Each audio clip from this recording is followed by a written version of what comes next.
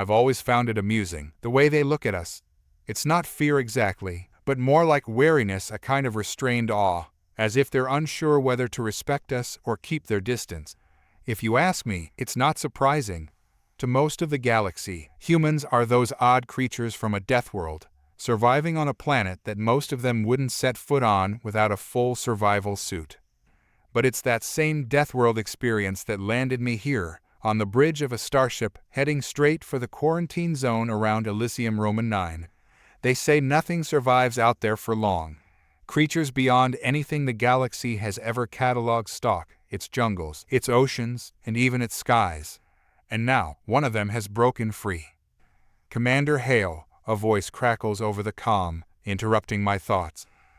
"We've just received word from the Arxian research team. They're expecting us within the next solar cycle." I grimace. The Arxians. They're the ones who called us in for this. Their species has prided itself on scientific superiority for centuries. But when it comes to managing the real threats out there, they're nothing without us. We don't have their tech, but we do have one advantage. We're adaptable. "They still nervous about humans being involved?" I ask, leaning back in my chair. My second-in-command, Lieutenant Marcus, chuckles. "Nervous doesn't even cover it. They don't understand how we're going to bond with the Xy'quorr. I think they'd rather see us blown apart than let us try. Good thing they don't have a choice." Marcus taps the console in front of him. "You think this creature is as bad as they say?" I let the question hang in the air for a moment before responding. If half of what they're saying is true, it's worse. The Xy'quorr, an apex predator that had decimated entire fleets, was no ordinary threat. Reports from survivors of the outlying stations described it as a mass of muscle, fangs, and claws impervious to weapons and somehow capable of disabling entire ships. But that wasn't the worst of it. The creature was intelligent. It had been hunting. That's where we come in. Most species rely on brute force, bigger weapons, stronger shields, tougher ships. Humans, though, we've learned the hard way that sometimes the best way to deal with a threat isn't to fight it head on. Sometimes you have to get inside its head, and that's exactly what I intend to do. When we land on Elysium IX, the first thing that hits me is the smell. The jungle planet is teeming with life, and not the pleasant kind. The air is thick with moisture, and the smell of rotting plant life and predator musk hangs over everything. We're met by the Arxian lead scientist, Dr. Telnar. He's tall, even by Arxian standards, with skin that glistens in the humidity like wet stone. His eyes, narrow and calculating, scan our group as we step off the ship. "You're late," he says in that sharp, clipped tone that only an Arxian can manage. "We're here now," I reply, not bothering with pleasantries. "What's the situation?" Dr. Telnar doesn't answer right away. Instead, he gestures for us to follow him deeper into the facility. "The Xy'quorr has been contained for the moment, but it's only a matter of time before it escapes again. Your people were chosen because of your unique experience with dangerous wildlife. But I must warn you, this creature is unlike anything you've ever encountered." We follow him through the sterile corridors, past rooms filled with strange equipment and Arxian scientists whispering nervously to one another. As we move deeper into the facility, I can feel the tension building. The air grows heavier, more oppressive, as though the creature's very presence is enough to bend the environment to its will. Finally, we reach a viewing platform that overlooks a massive containment chamber. The Xy'quorr is there, pacing back and forth like a caged tiger. Its body is massive, easily the size of a cargo hauler, with scales that shimmer like molten metal. Its eyes, glowing a dull orange, track our movement with unsettling precision. "That's it?" Marcus mutters under his breath, trying to hide his unease. "Looks manageable." I shoot him a glance. "Don't underestimate it." Dr. Telnar steps forward, gesturing toward the creature with a flourish. "This is the Xy'quorr. It has already destroyed 2 of our research stations and disabled 5 military ships. It possesses a degree of intelligence far beyond any other species we've cataloged. Its ability to adapt to new environments is unparalleled. and we believe it may be able to disrupt our technology through some form of biological electromagnetic field. I raise an eyebrow. So how are we supposed to tame this thing? Telnar hesitates, and I can see the doubt in his eyes. That's why you're here. We've tried every method we can think of, but nothing has worked. Your people have a unique ability to connect with creatures. We're not psychics, I interrupt. We don't connect with anything. We understand. There's a difference. Telnar looks unconvinced, but he doesn't argue. Whatever you call it, we need results. If we can't find a way to control the Xy'quorr, the entire sector could be at risk. I glance at the creature again. Its eyes meet mine for a brief moment, and a shiver runs down my spine. There's something unsettling about the way it looks at me, almost as if it's sizing me up, deciding whether I'm worth the trouble. We'll take it from here, I say, turning away from the window. But I'll need full access to your research, and I want to meet with your team. Telnar nods stiffly. Of course. But I must warn you, time is running out. The containment field won't hold forever. I smile grimly. We'll make it work. As we walk away, I can't shake the feeling that we're walking into something far bigger than just a containment mission. The Xy'quorr is dangerous, no doubt, but there's something else at play here, something the Arxians aren't telling us. And I intend to find out what it is. The Arxian research facility was a marvel of technology, but like everything else they built, it was designed with a sort of cold efficiency that made my skin crawl. There were no unnecessary comforts, no frills, just functionality. It reminded me too much of the military bases I used to serve on. Sterile, emotionless places, where the only thing that mattered was the mission. Commander Hale, Marcus said, falling into step beside me as we moved deeper into the facility. You think we can actually control that thing? I glanced over at him, weighing my words carefully. Control? No. But we can make it think twice before going on another rampage. He grunted. You make it sound like it's a person. That thing's a monster. I shook my head. That's where you're wrong. It's not a monster.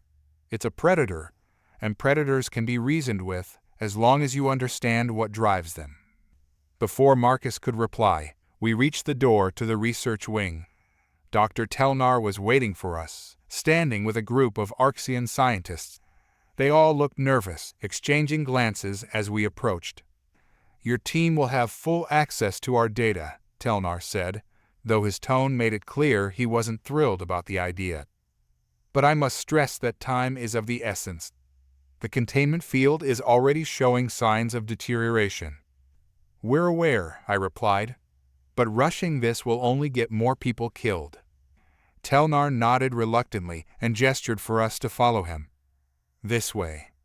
The research wing was more cluttered than the rest of the facility, with data terminals lining the walls and tables covered in strange instruments. The Arxians moved with a frantic energy, clearly on edge, and I couldn't blame them. This wasn't just some wild animal they were dealing with. The Xy'quorr was something else entirely. We've been studying the creature's biology for months, one of the scientists, a younger Arxian with pale skin and wide-set eyes, explained as we walked. Its adaptive capabilities are extraordinary. It's able to regenerate at a rate far beyond anything we've seen before, and it seems to have a natural resistance to most forms of energy-based weaponry. Which is why you're all still alive, I said, eyeing the data on the terminal screens. If you'd used projectile weapons, you'd be dealing with a corpse right now. The Arxian scientist looked shocked. You believe conventional weapons could work against it? I nodded. The Xy'quorr's biology is designed to adapt to energy attacks, probably because that's what most species in the galaxy use. But back on Earth, we still have plenty of ways to deal with creatures like this. Bullets, explosives, fire. It can't adapt to everything. Telnar frowned. You're suggesting we kill it? Not yet, I replied, scanning the reports. We need to understand it first. There's always a way to communicate with predators. You just have to find the right language. The room fell silent as the Arxians processed what I'd said. They clearly weren't used to thinking in those terms. To them, everything was data, cold and logical. But predators weren't like that. They were driven by instinct, by need. If you understood those needs, you could manipulate them. That was the key to taming the galaxy's deadliest creatures. "We need to observe it up close," I said finally. "Get inside its head. Figure out what makes it tick." Telnar looked horrified. "That's incredibly dangerous. The Xy'quorr is highly unpredictable. We can't allow—" "You called us here to solve this problem," I interrupted. "And this is how we do it.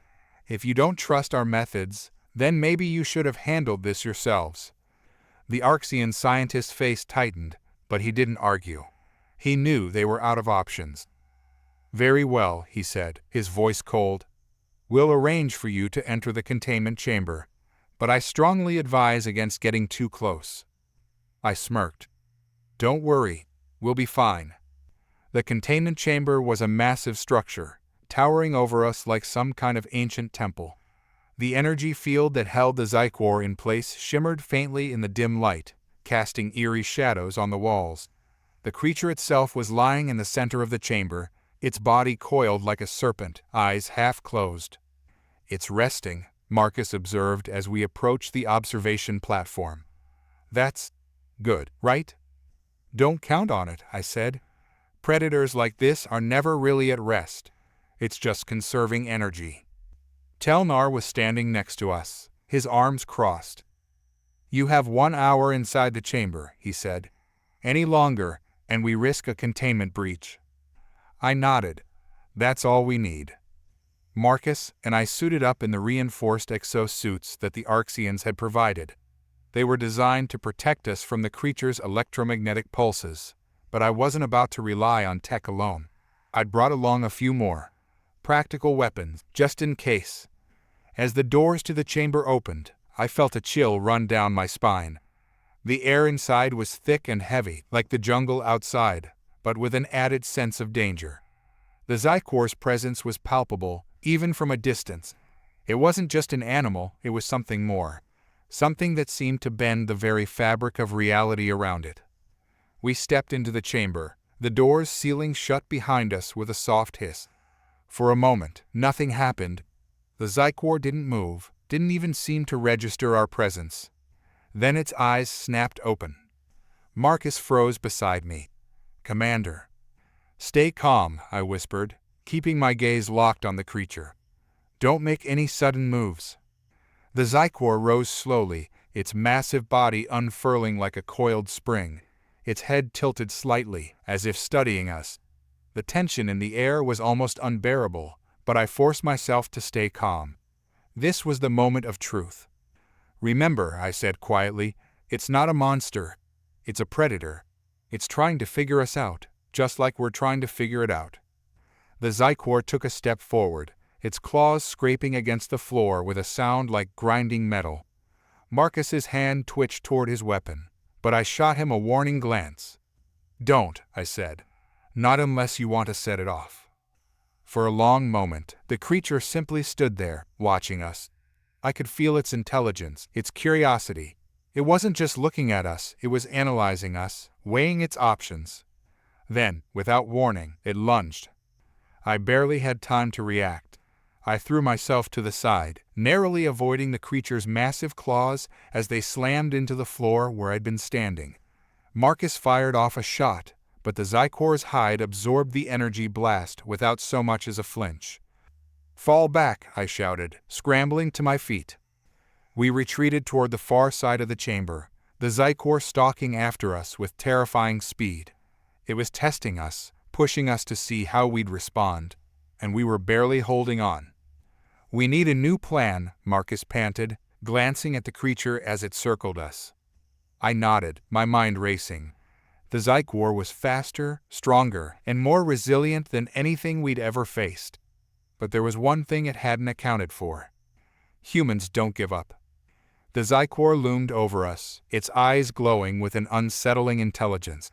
We were outmatched in every conceivable way: its speed, its strength, its regenerative abilities. But that didn't matter.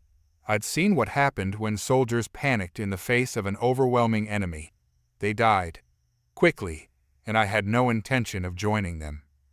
"Hold your fire," I ordered Marcus, my voice calm despite the adrenaline surging through my veins. "It's testing us. We don't fight unless we have no other choice." Marcus gritted his teeth, but lowered his weapon. The Xy'quorr continued its slow, deliberate pacing, the ground vibrating with each step.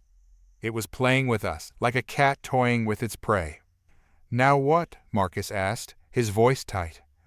"We get inside its head," I replied, never taking my eyes off the creature. "Every predator has a weakness, something that drives it. We need to figure out what that is." I glanced at the creature's body, watching the way its muscles rippled beneath its armored hide. Its movement was fluid, almost serpentine, but there was a pattern to it, a rhythm.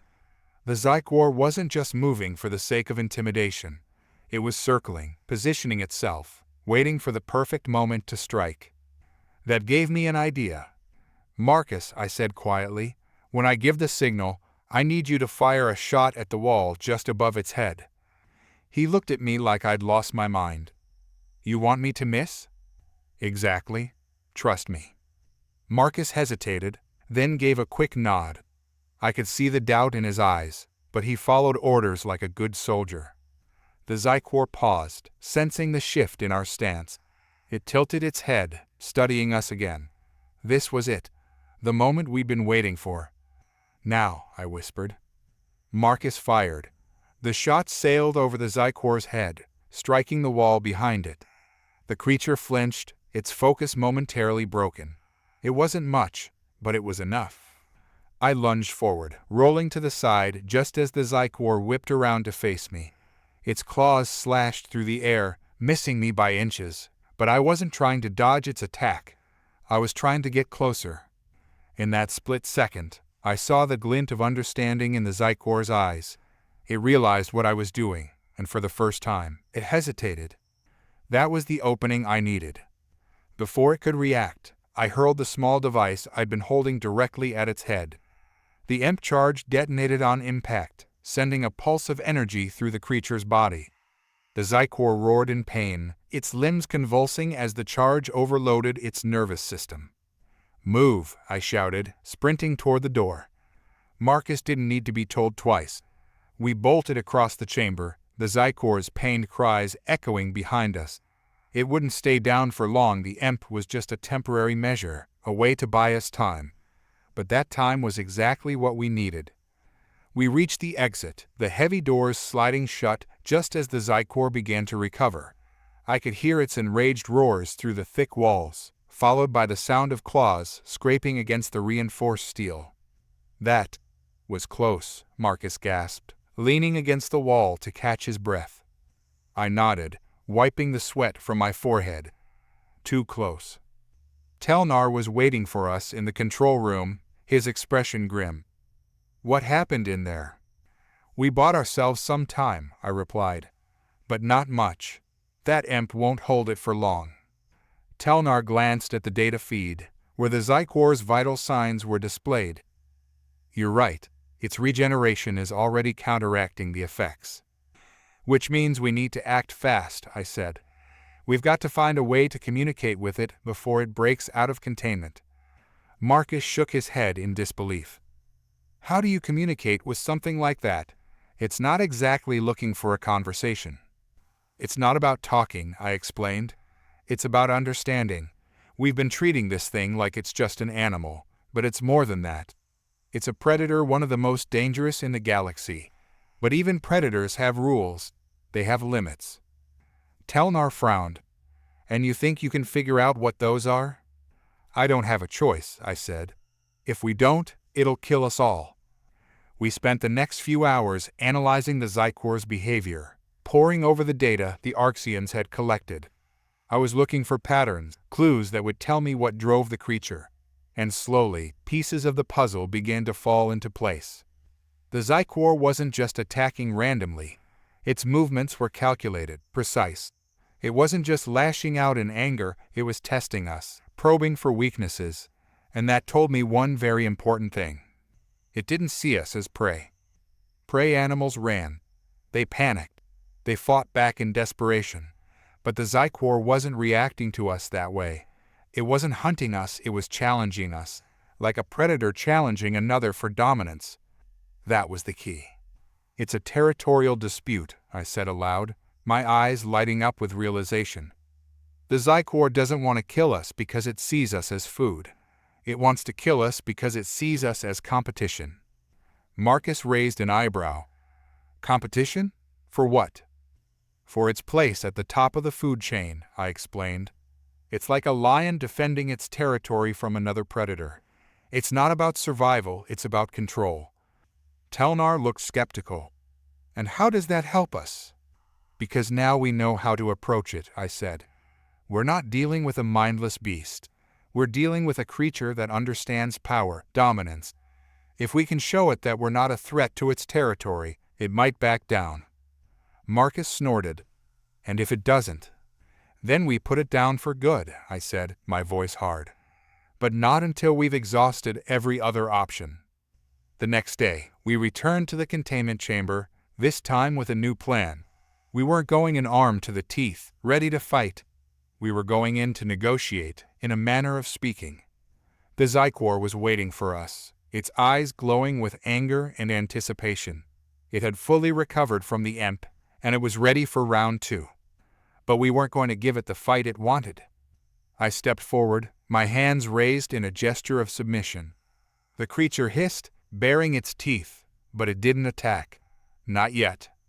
We're not here to challenge you, I said quietly, my voice calm and steady. We're not here to take your territory. The Xy'quorr tilted its head, watching me intently. It didn't understand my words, but it understood the tone. The message was clear. I wasn't a threat. Slowly, cautiously, I took another step forward. The creature tensed, its muscles coiling, but it didn't strike. We're not your enemies, I continued. We just want to understand you. For a long moment, the Xy'quorr simply stared at me, its eyes glowing with a strange, alien intelligence. And then, slowly, it lowered its head, the tension in its body easing. It wasn't much, but it was a start. The Xy'quorr was massive, its shadow stretching across the chamber like a living mountain. I could feel the weight of its gaze on me, studying every move I made. It was tense, but not aggressive. Not yet. That small concession, the lowering of its head, was enough to tell me we were on the right track. Steady, I whispered, glancing back at Marcus. He had his weapon at the ready, but his finger stayed clear of the trigger. One wrong move, and this would all go sideways. I took another slow step forward, my eyes locked on the Xy'quorr. We're not here to take anything from you, I said again, keeping my voice calm. We just need to understand each other. The creature let out a low rumble, a sound that reverberated through the chamber. I wasn't sure if it was a warning or something else, but it didn't make a move to attack. That was progress. I turned my head slightly, signaling Marcus to lower his weapon further. He hesitated for a moment, but then complied, slinging the rifle over his shoulder. The Xy'quorr's eyes flicked toward the movement, but it didn't react violently. It was still watching, waiting to see what we would do next. Telnar's voice crackled in my earpiece. Are you sure this is going to work? The Xy'quorr is still highly volatile. One wrong move and... We don't have a choice, I replied softly. We're already committed. Telnar didn't respond, but I could sense his unease through the silence. He didn't trust this approach, and frankly, neither did I. But after everything we'd been through, I knew brute force wasn't going to solve this problem. Not with a creature like this. All right, I said aloud, addressing the Xy'quorr directly. Let's see if you understand this. I knelt down slowly, keeping my movements deliberate and non-threatening. Reaching into my belt, I pulled out a small device, an ultrasonic communicator that we designed to translate non-verbal signals into data. It was rudimentary, but it was the best we had. The Xy'quorr watched with growing interest as I placed the device on the ground in front of me. I activated it, and the machine hummed to life, emitting a soft pulse that filled the air around us. For a moment, nothing happened. The Xy'quorr remained still, its eyes fixed on the communicator. Then, slowly, it lowered its head toward the device, sniffing it cautiously. The machine beeped in response, its sensors registering the creature's presence. "We need you to understand," I said, as much to the Xy'quorr as to myself. "We're not trying to take what's yours, we just want to coexist." The communicator continued to pulse, picking up subtle changes in the Xy'quorr's behavior.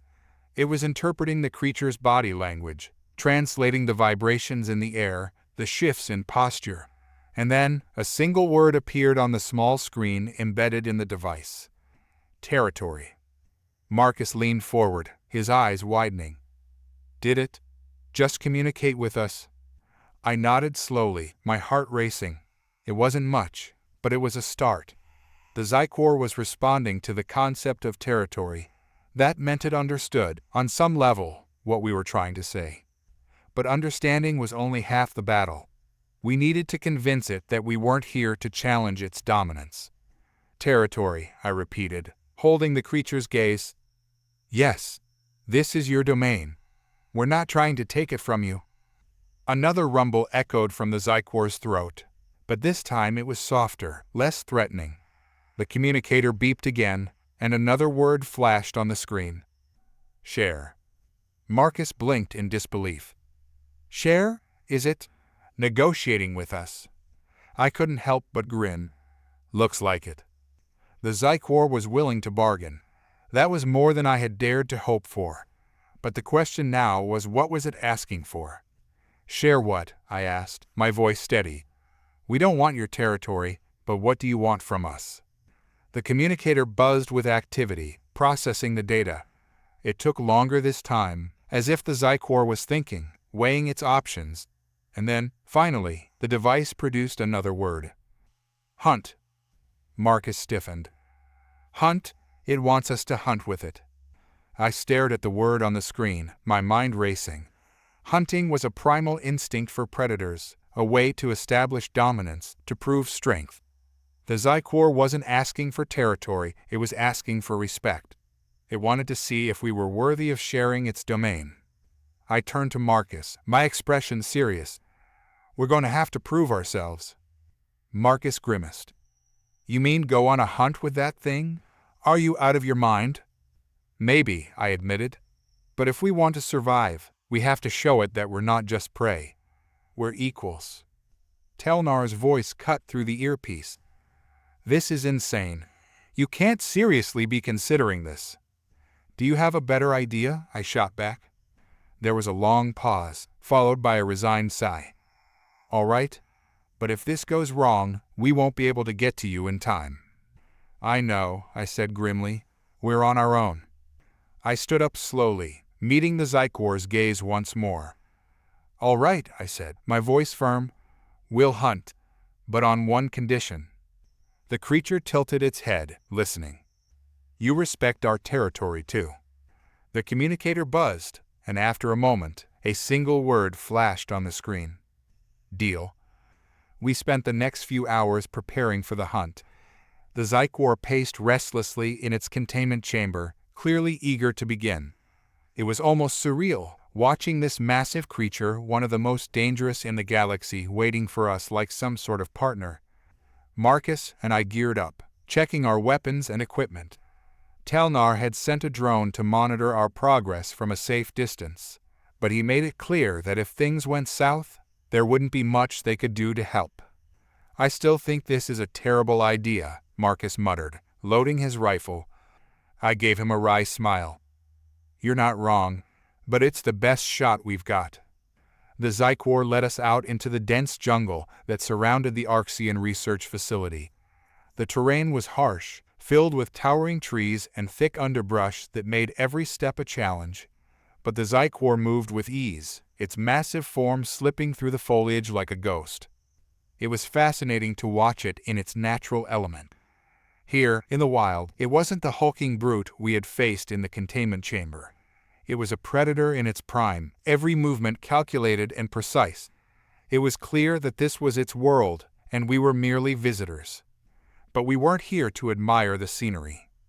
We followed the Xy'quorr deeper into the jungle, keeping a careful distance as it tracked its prey. The communicator beeped occasionally, picking up subtle signals from the creature, but for the most part, It remained focused on the hunt. Then, without warning, the Xy'quorr froze. Its head snapped to the side, nostrils flaring as it caught the scent of something.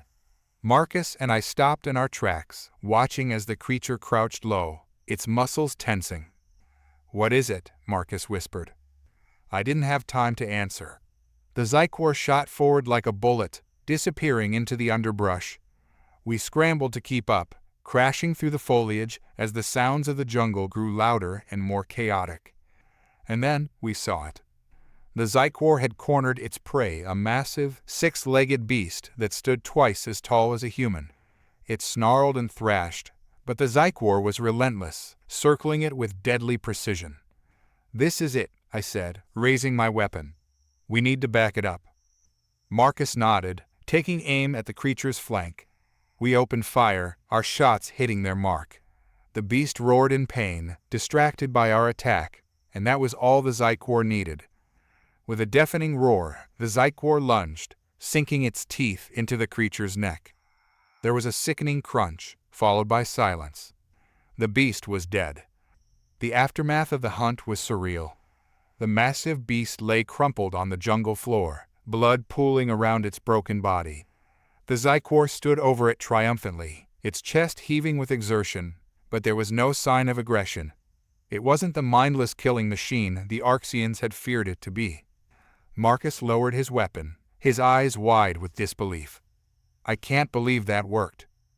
I took a deep breath, wiping the sweat from my brow. "Neither can I." The Xy'quorr let out a deep rumble, almost as if it were satisfied with the outcome. It turned its gaze toward us, its massive head lowering as it inspected the kill. The creature wasn't just a predator, it was a calculated hunter, one that understood the value of teamwork. "We're not done yet," I said quietly. "This was only the first step." Marcus gave me a sidelong glance. "First step? You mean we're not going back to the base yet?" I shook my head. "We still need to establish the boundaries. It understands territory, but we need to make sure it respects ours, too." The Xy'quorr's eyes flicked toward me, as if it understood what I was saying. I wasn't sure how much of our words it truly comprehended, but the communicator was translating enough to bridge the gap. Telnar's voice crackled in my earpiece. "The drone's readings are clear.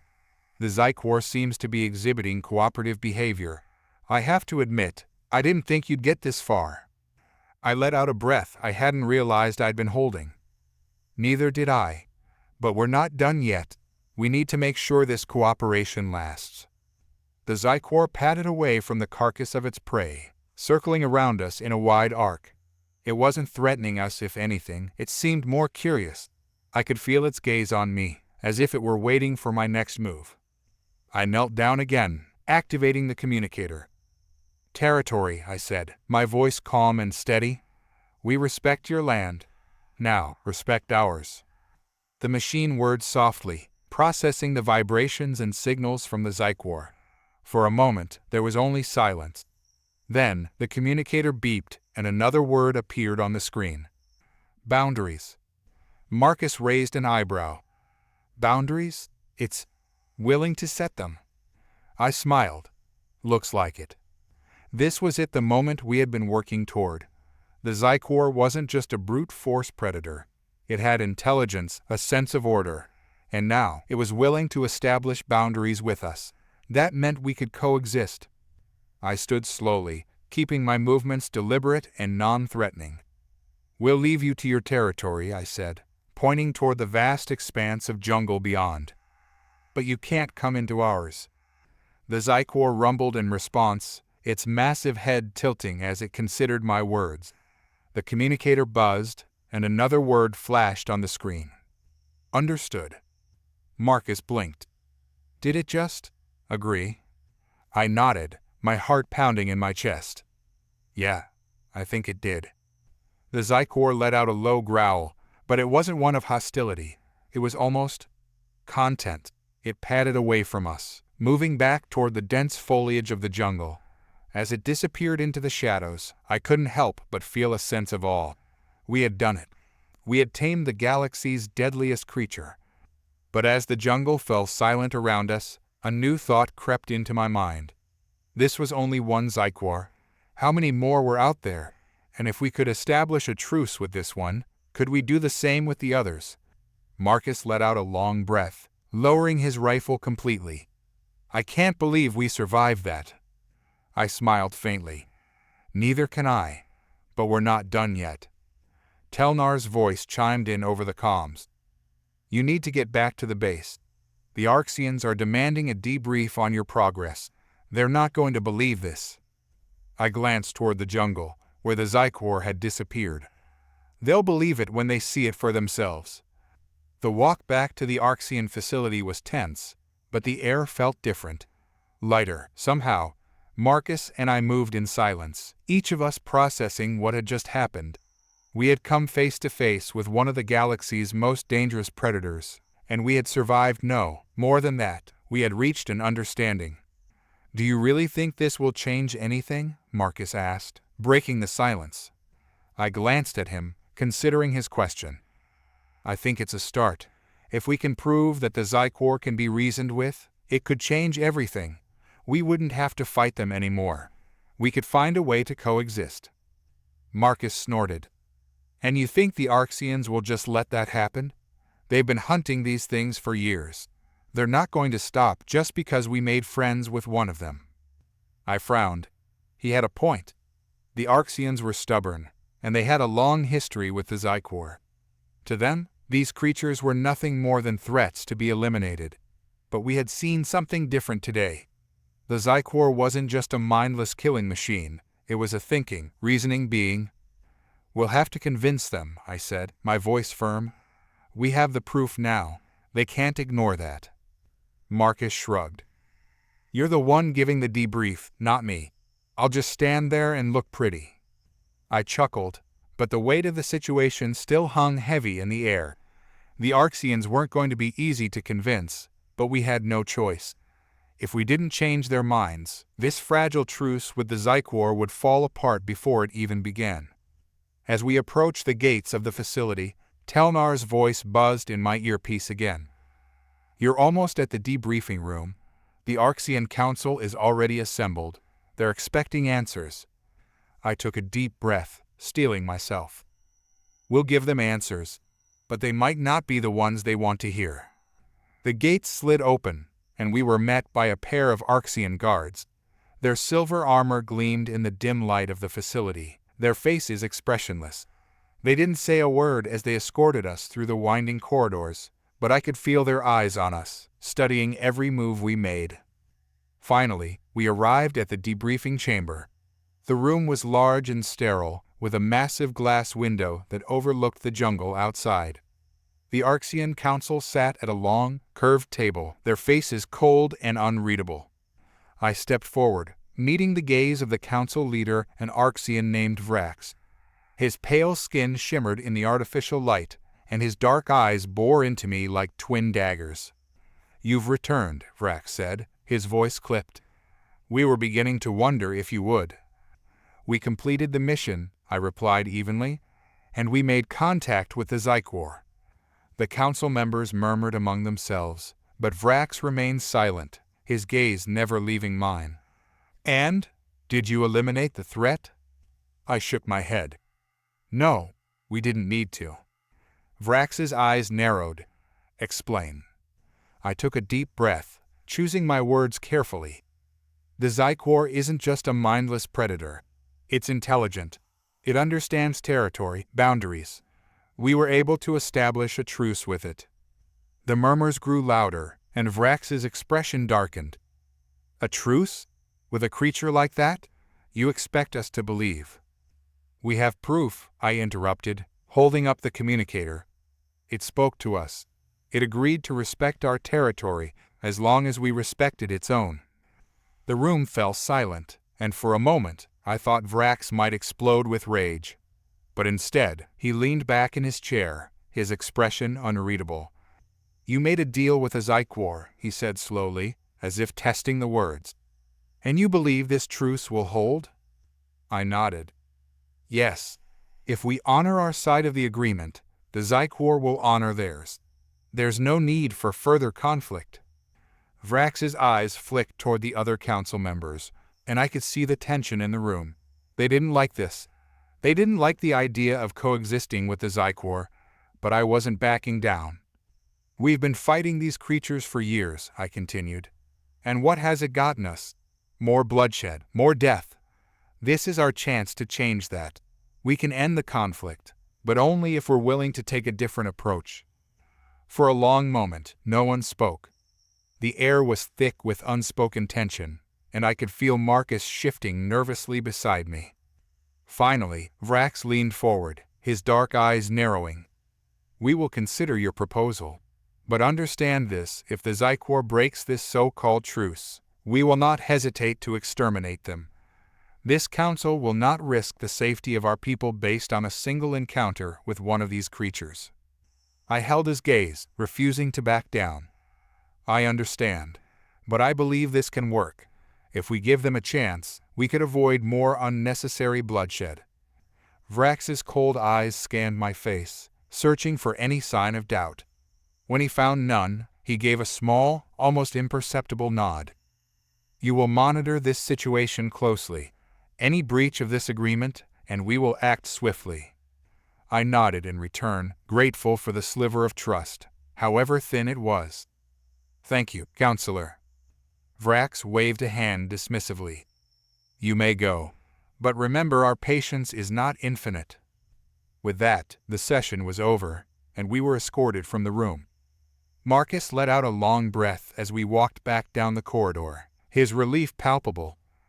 Well, that went better than I expected. I chuckled. I'm surprised we got out of there alive. Think they'll actually give it a chance? Marcus asked, glancing back toward the debriefing chamber. I shrugged. Hard to say. But as long as the Xy'quorr holds up its end of the deal, they won't have a choice. Over the next few weeks, we kept a close eye on the Xy'quorr's territory. True to its word, the creature stayed within its boundaries, never once encroaching on Arxian land. We monitored it from a distance, using drones to track its movements and behavior. It wasn't just a predator anymore, it was a guardian, patrolling its territory with a sense of purpose and order.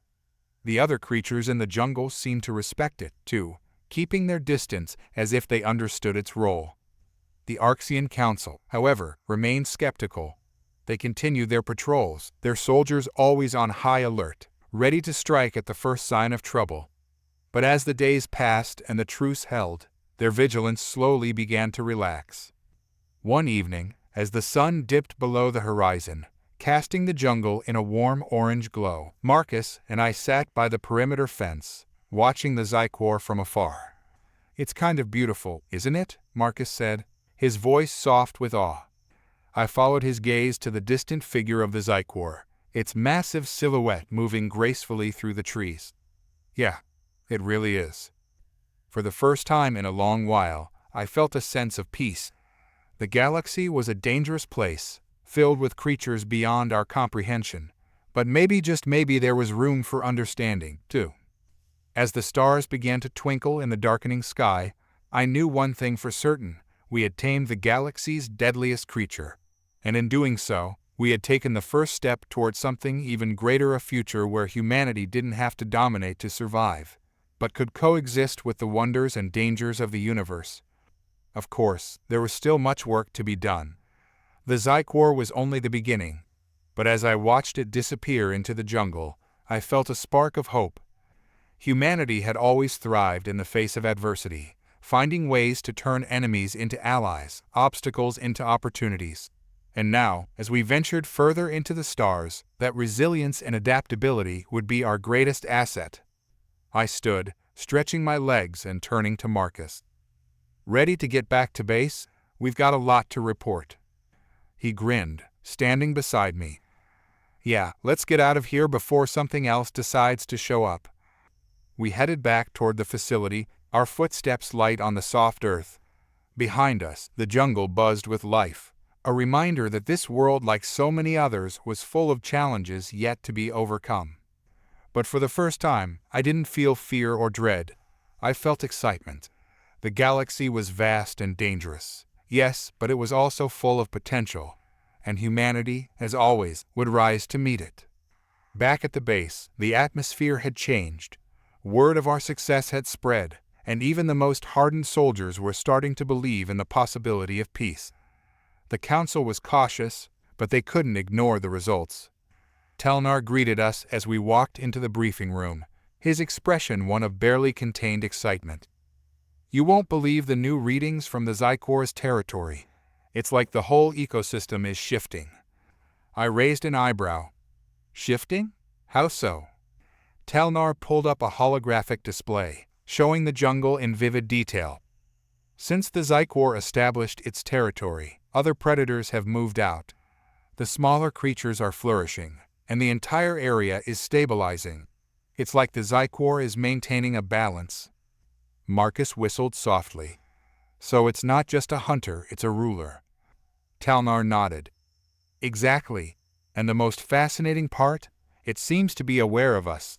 We've detected no signs of aggression, but it's definitely watching our movements." I smiled. "Good. That means it understands the terms of the truce." As we continued to analyze the data, I couldn't help but feel a growing sense of accomplishment. We had done the impossible. We had tamed a creature that had once been thought uncontrollable.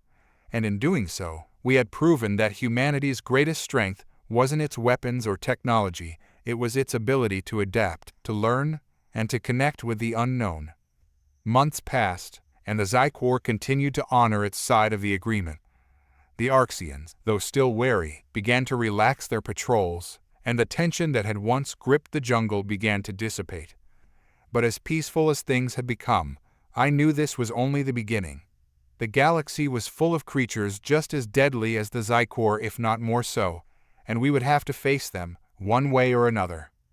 But now, we had a new strategy.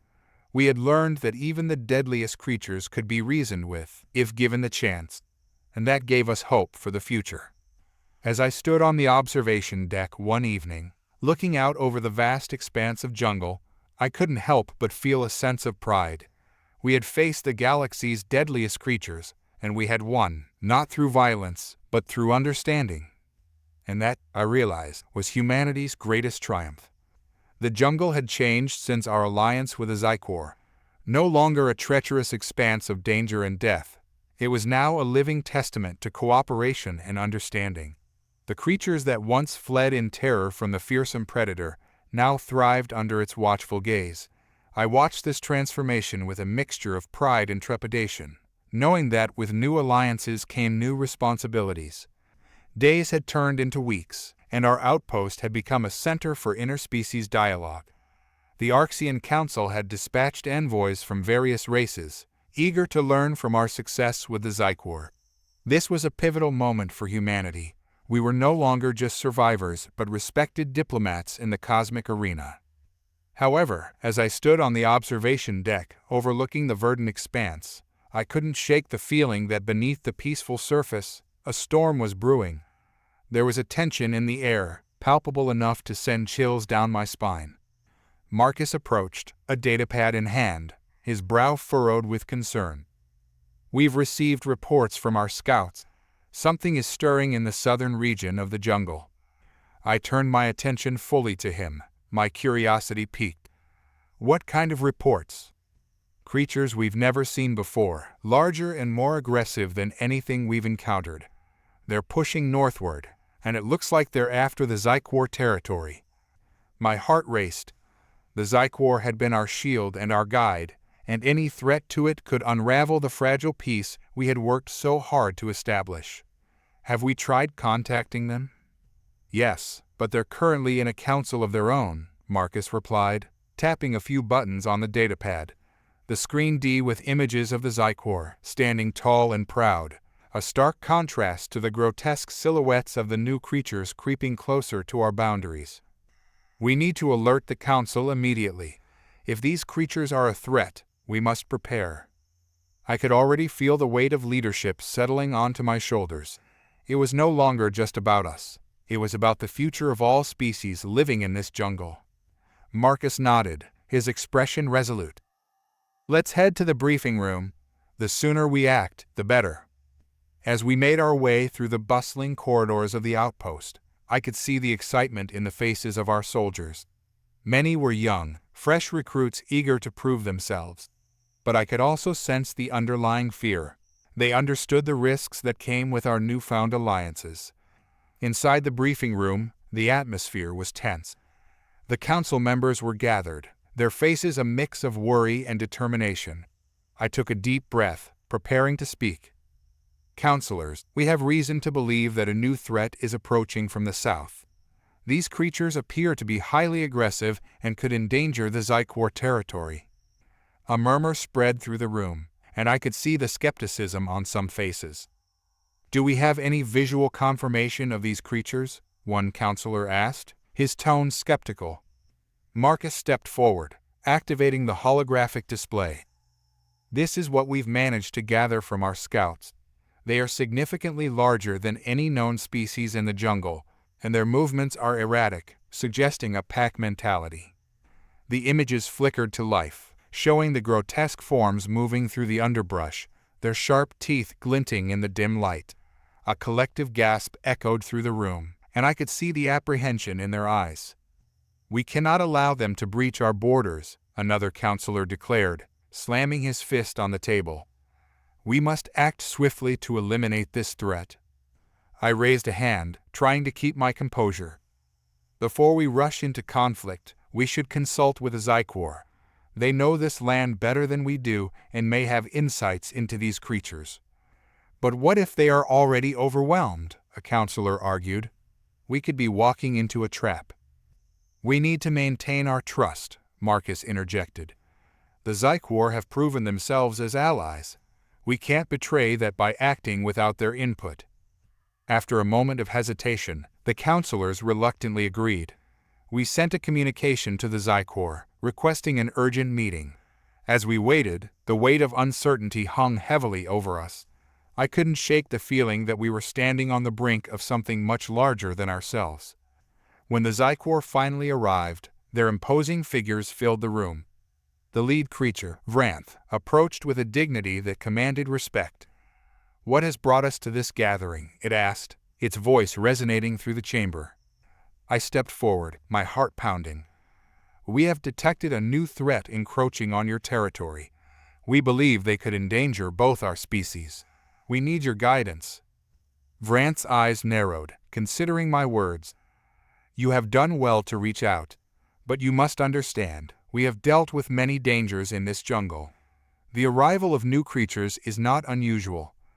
But these creatures are different, I pressed, my urgency spilling into my voice. They show signs of a coordinated pack. If they decide to attack, we need to be prepared. Vranth exchanged glances with its compatriots, its gaze lingering on the holographic display. We shall send scouts to investigate. If these creatures pose a true danger, we will unite our strengths. The promise of unity ignited a flicker of hope within me. But I knew that hope alone wouldn't be enough. We needed to act decisively, to prepare for the worst while hoping for the best. As the meeting adjourned, I caught Marcus's eye. We should start strategizing on how to defend our territory while we wait for their report. Agreed, he replied, a determined glint in his eyes. Let's gather the troops and ensure they're ready for anything. As we stepped out into the warm, humid air of the jungle, I felt the weight of impending conflict. We had tamed the galaxy's deadliest creature, but could we command its mightiest allies? Only time would tell, and as I looked towards the horizon, I felt an unshakable resolve building within me. The future of our alliance depended on it. The days that followed were a whirlwind of preparation and uncertainty.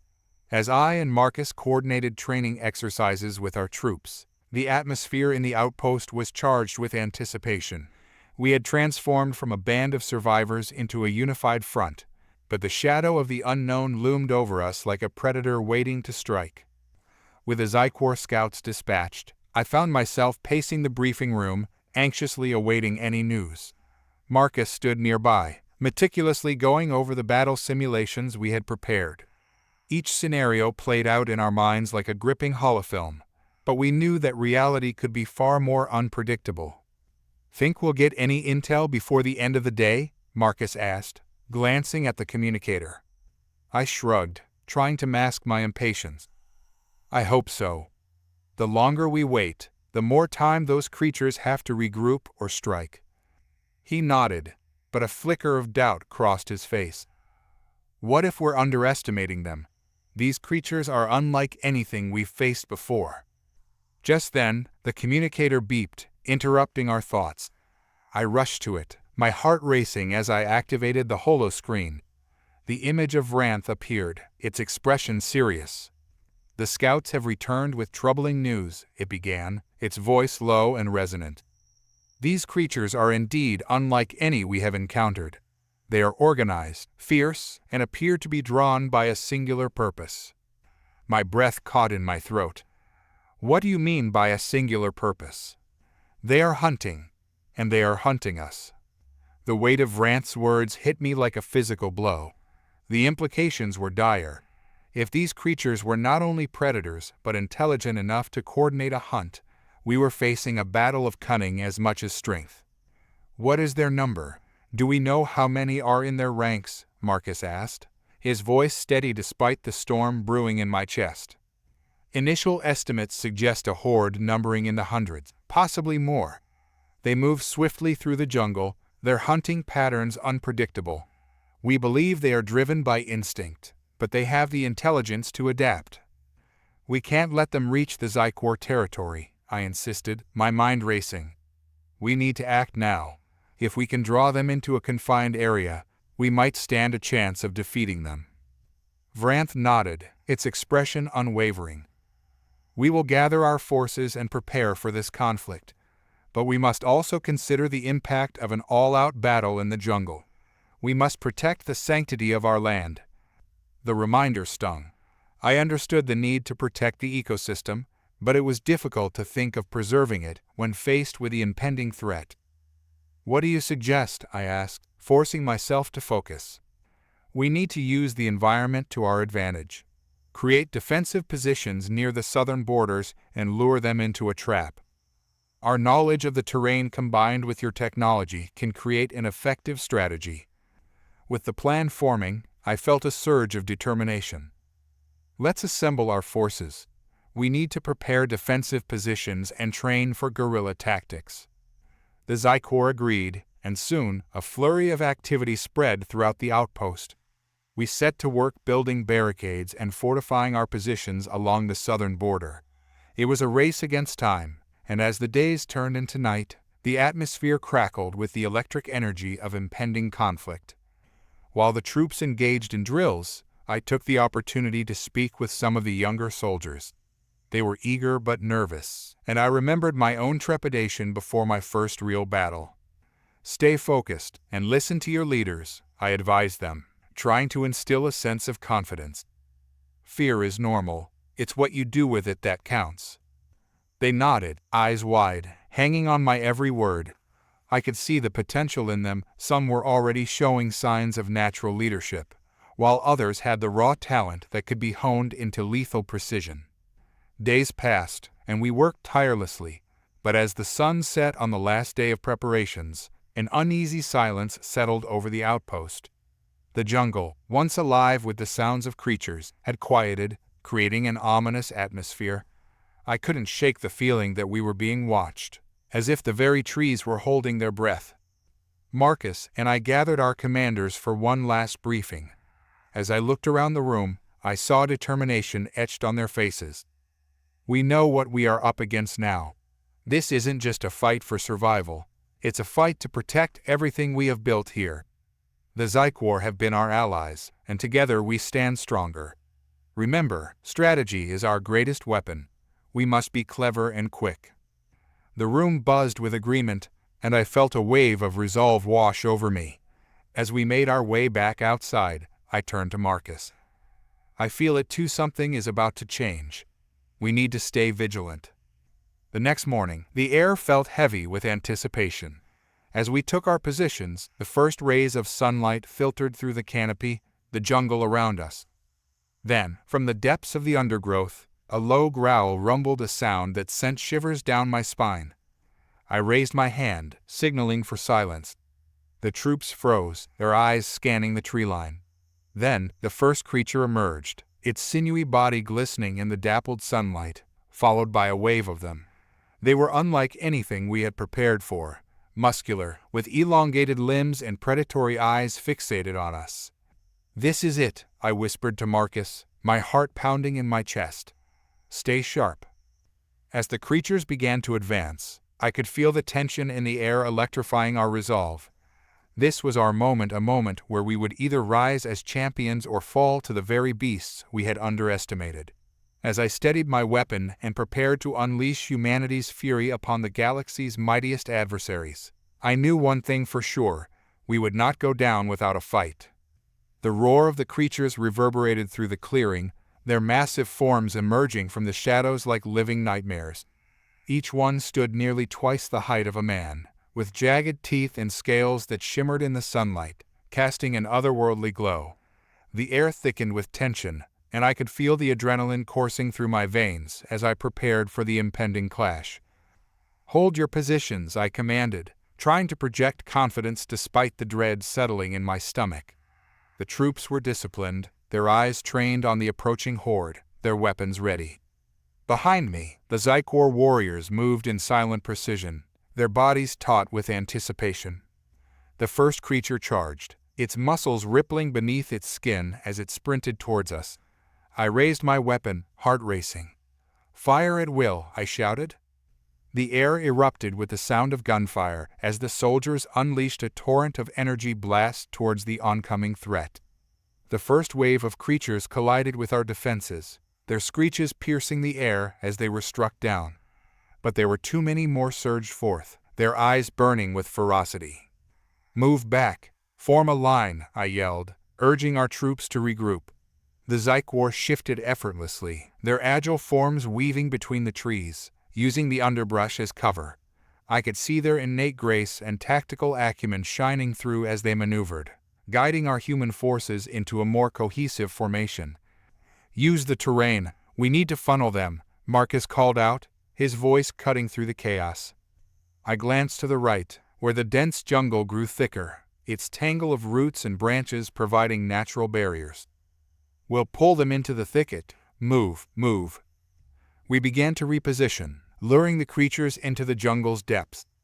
The noise of battle echoed, a cacophony of shouts and the crack of weaponry, blending with the primal howls of the advancing beasts. As the creatures followed us deeper into the trees, I felt a surge of hope. This was where we could turn the tide. The jungle was our ally, its roots and vines could impede their movement, slow them down. But as we fought, I began to notice something unsettling. The creatures were coordinating. They were learning, adapting to our strategies.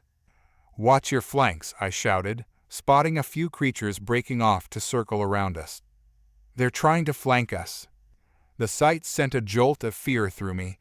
We had been so focused on the front line that we had underestimated their intelligence.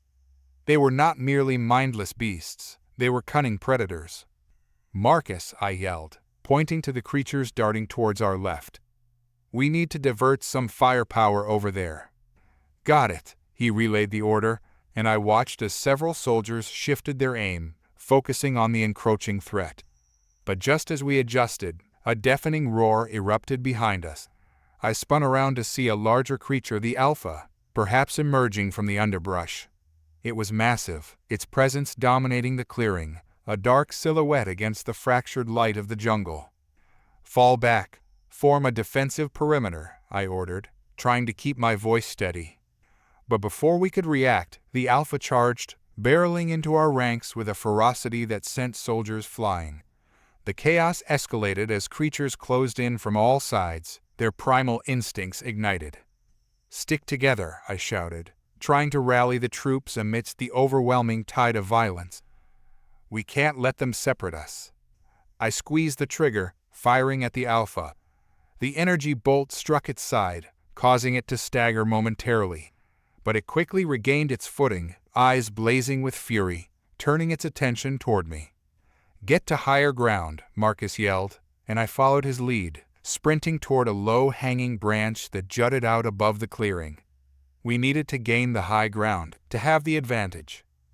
With a powerful leap, I grasped the branch, pulling myself up as I heard the creatures below thrashing through the foliage.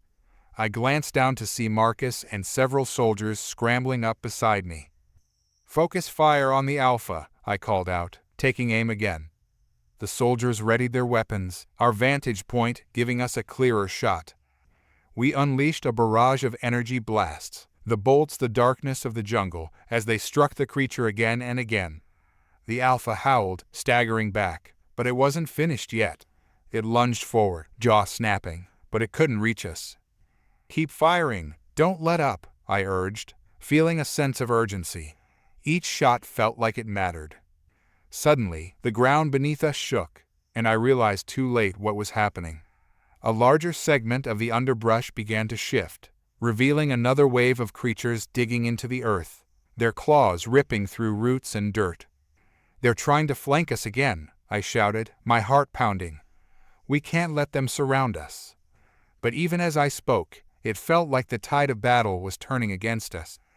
The energy blasts began to dwindle. We had to conserve power for the inevitable clash. I took a deep breath, trying to steady my racing mind. "We need to withdraw, regroup at the outpost." Marcus looked at me, eyes wide with determination. "And leave the Xy'quorr behind? They can hold their own. We can't save them if we're overwhelmed." With one last look at the thrashing Alpha, I made the decision. On my mark, we retreat. Just then, the Alpha howled, rallying the other creatures. They surged forward, a wave of muscle and fury, and as I shouted the order, we leapt from our branch and sprinted through the trees, dodging and weaving as the primal chaos erupted behind us. The jungle was alive with the sound of battle, the ground shaking beneath our feet as we ran. Every instinct screamed at me to keep going, to get to safety. I could hear the creatures crashing through the foliage behind us, the sound growing louder with each heartbeat. "Keep moving," I yelled to the soldiers around me, pushing them forward. "Don't stop. We can't let them cut us off." We dashed through the dense undergrowth, racing towards the outpost, adrenaline pumping through our veins. As we neared the clearing, I could see the structure looming ahead, a beacon of hope in the chaos. "Almost there," Marcus urged, and I felt a surge of energy. We were so close.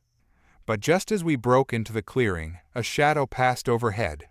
I looked up to see a massive creature leaping through the trees, its eyes locked onto me. It was the Alpha, and it had outsmarted us.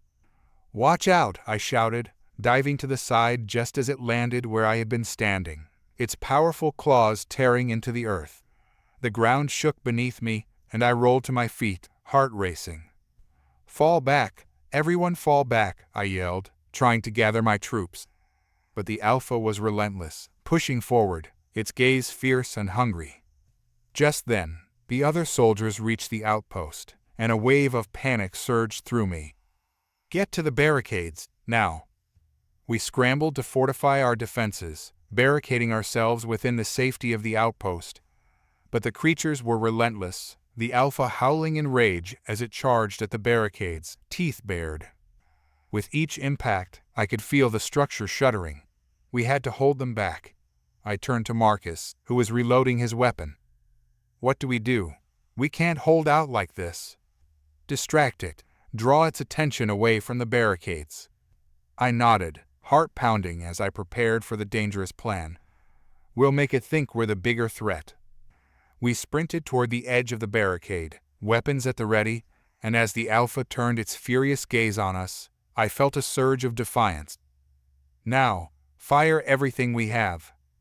We unleashed a barrage of energy bolts, striking the creature with everything we had.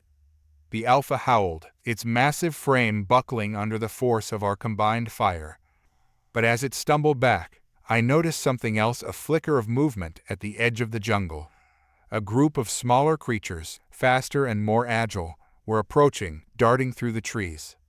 "Marcus, we have to stop them." "Cover me," he yelled, charging toward the new threat. I turned my aim, unleashing fire on the approaching creatures, determined to protect my team. But the Alpha wasn't finished. It roared in fury, lurching back toward us, and as I glanced back, I could see the chaos unfolding. Our defenses were collapsing. "Retreat to the inner perimeter," I shouted, urging my troops back. "We can't let them breach." As we fell back, I felt a sense of dread settle in my gut. This was a battle we couldn't afford to lose. I had to find a way to turn the tide before it was too late. The roar of the Alpha echoed in my ears as we fell back, the chaos of the battlefield swirling around us. The makeshift barricades creaked under the strain of the creature's relentless assaults.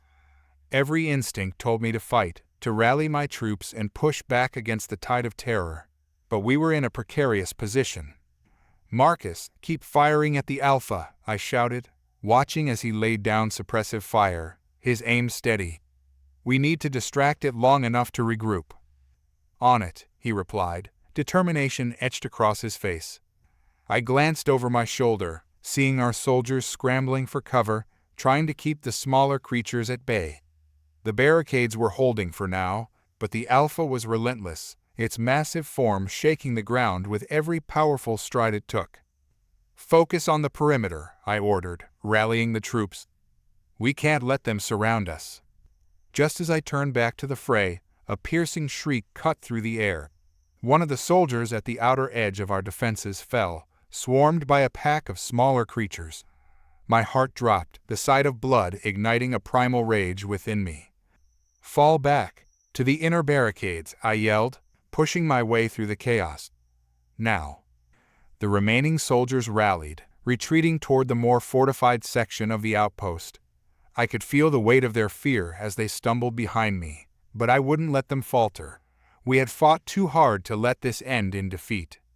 "Get to cover. We'll hold the line here." As we barricaded ourselves inside the inner perimeter, I took a moment to assess our situation. The outpost was a temporary refuge, constructed to withstand minor skirmishes, not the onslaught we were facing. The Alpha was still pounding against the outer walls, its enraged howls reverberating like thunder. "Marcus, what's the status on ammunition?" I asked, turning to him as we fortified our defenses. "Running low," he replied, checking his weapon. "We need to conserve what we have. If we can't take down the Alpha, we're finished." "Then we need a new plan," I said, scanning the area for any signs of an advantage. "We need to lure it away from the barricades. If we can create a diversion, we might be able to take it down." Just then, a burst of energy exploded against the barricade, sending splinters flying. The Alpha was relentless, pushing harder than before. I could feel the weight of our situation pressing down on me. "Everyone, listen up," I called out, trying to instill some courage in the weary troops. "We're not going to let these creatures take us down. We're humans, and we fight back. We have faced worse odds and come out on top." The soldiers rallied, their expressions hardening with resolve. "Marcus, can you get to that elevated platform?" I pointed to a higher structure just beyond the barricade. "If you can get up there, you'll have a better shot at the Alpha." He nodded, determination flashing in his eyes. "I'll cover your retreat." "Good. On my mark, we'll draw its attention and make a break for it." I glanced back at the soldiers, their faces filled with fear, but also fierce determination. "Ready? 1, 2, We surged forward, yelling and firing in the Alpha's direction, drawing its attention away from the barricade. It howled in rage, turning its focus toward us. "Go, Marcus, now." He darted to the elevated platform, climbing quickly. I could hear the soldiers behind me firing in support, trying to keep the smaller creatures at bay as I fell back. The Alpha lunged, and I barely dodged its massive jaws, the air rushing past me as I narrowly escaped its clutches. My heart raced as I reached the safety of the inner perimeter, breathing heavily. "Get ready, Marcus," I yelled, my voice barely carrying over the cacophony of battle. "Ready," he shouted back, lining up his shot. With the Alpha focused on me, Marcus had the perfect opportunity. He steadied his aim, the energy pulsing in his weapon. I could feel the tension building, the weight of the moment pressing down on us. "Fire!" I shouted. The blast rang out, a brilliant flash of light cutting through the chaos. The energy bolt struck the Alpha square in the chest. causing it to stagger back, momentarily stunned. Again, I yelled, urgency fueling my words. Marcus fired again, this time aiming for the creature's vulnerable underbelly. The alpha roared in pain, reeling as the blast connected. "We're wearing it down," Marcus called, his excitement palpable. But just as I felt a surge of hope, I noticed the remaining smaller creatures circling around, darting in and out of our line of fire. They were regrouping, adapting to our tactics. "Watch!" shouted, scanning the perimeter as I caught sight of a few soldiers trying to fend off the smaller beasts. Their movements were frantic, but the creatures were relentless, darting in for bites before retreating back into the shadows. It was a game of cat and mouse, and we were losing ground. "Marcus, keep the alpha occupied. I'm going to help the others," I called out, determination surging within me. "Got it. Just don't take any unnecessary risks," he replied, his voice steady despite the chaos. I dashed toward the beleaguered soldiers, adrenaline fueling my every step. I had to rally them before it was too late. The barricades were holding, but we were on borrowed time. "Stay focused. We can't let them break through," I barked, joining the fight. I fired my weapon into the pack of smaller creatures, the energy bolts the gloom like lightning strikes. One of the soldiers, a grizzled veteran named Terk, fought beside me. "We need to split them up," he shouted, taking down one of the smaller beasts with a precise shot. "If we can separate them, we stand a better chance." I nodded, formulating a plan. "Let's use the alpha as bait. If we can lure the smaller creatures toward it, we can catch them off guard." With Terk's help, we formed a tight line, advancing toward the edge of the barricade. The alpha was still battling Marcus, roaring defiantly, and the smaller creatures seemed drawn to the chaos. "On my signal, we'll draw them in," I instructed, my heart pounding in anticipation. "Stay close." Terk nodded, and we moved forward, pushing through the throng of soldiers. The moment felt electric, and I could sense the shift in the air, a looming confrontation. "Now," I shouted, firing a shot into the air. The noise echoed, drawing the attention of the smaller creatures. They hesitated for a moment, then surged forward, their primal instincts kicking in. I aimed carefully, targeting the nearest beast. "Focus fire," I commanded, squeezing the trigger. The energy bolt struck true, and the creature fell. "Keep it up. Don't let them regroup," Terk yelled, his voice cutting through the noise. We kept firing, taking down smaller creatures one by one, but the alpha remained a looming threat in the background. I could see Marcus firing from the elevated platform, relentless in his assault, but even he couldn't hold back the tide forever. "Marcus, we need to finish this," I yelled, trying to get his attention. "Can you get a clear shot at the alpha?" "Trying," he shouted back, frustration evident in his tone. I could see him repositioning, but the alpha was adapting, anticipating his moves. It charged forward, directly at the barricades, shaking the ground as it approached. "Fall back," I yelled, motioning for the soldiers to retreat to safer positions. "Don't let it breach the perimeter." The soldiers scrambled back, trying to put distance between themselves and the alpha. The beast was enraged, thrashing against the barricades, and I could see the wood splintering under its tremendous weight. "Now, Marcus, shoot," I shouted. The sound of the energy blast echoed, and I watched as the bolt struck the alpha square in the eye. The creature howled in agony, staggering back, giving us a brief moment of reprieve. "Good shot," I shouted, heart racing with renewed hope. "We can take it down." With the alpha momentarily stunned, we pressed our advantage. The soldiers rallied, gaining confidence from Marcus's successful hit. We began to push forward again, firing in unison. But just as we thought victory was within reach, a new sound echoed through the battlefield, another roar, deeper and more menacing than the alpha's. "What is that?" Terk asked, his eyes wide with fear. Before I could respond, a second alpha emerged from the shadows, larger and more ferocious than the first. It charged directly into our line, scattering soldiers like leaves in a storm. "Retreat! Get back!" I screamed, the shock of the sudden appearance paralyzing me momentarily. The battlefield erupted into chaos. The original Alpha, now enraged, and with its companion by its side, became a whirlwind of fury. "Marcus, we need to regroup. We're outnumbered," I called out, my voice barely rising above the din. "I can cover you. Just get the others back," he shouted, firing desperately at the approaching beasts. I felt a pang of fear as I watched the two Alphas wreak havoc on our lines. We needed a plan, and fast. "Listen up," I shouted, trying to regain control. "We need to retreat to the command center. It's the only place we can regroup." "Move out," Terk yelled, rallying the soldiers. We fell back, firing as we went. The Alphas charged forward, but the barrier of fire kept them at bay for a moment. It was a fleeting respite, but it gave us the chance we needed. The command center loomed ahead, a sturdy structure reinforced against the onslaught. We rushed inside, the heavy doors sealing behind us. As I caught my breath, I glanced around at the weary soldiers. "We've fought hard, but we need to strategize if we're going to survive this. Marcus, what do you see from up there?" He looked down from the platform, concern etched on his face.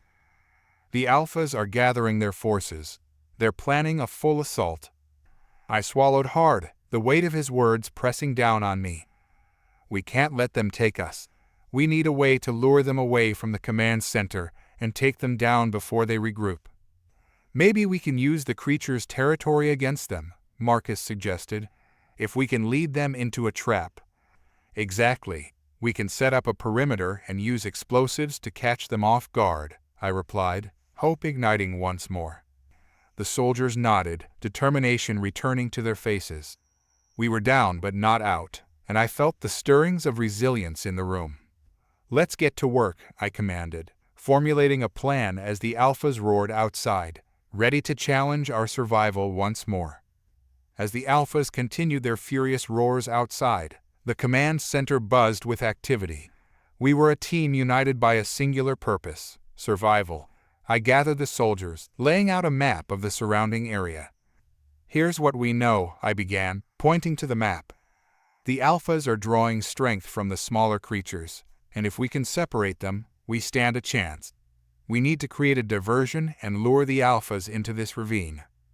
I traced a line on the map leading to a narrow gorge.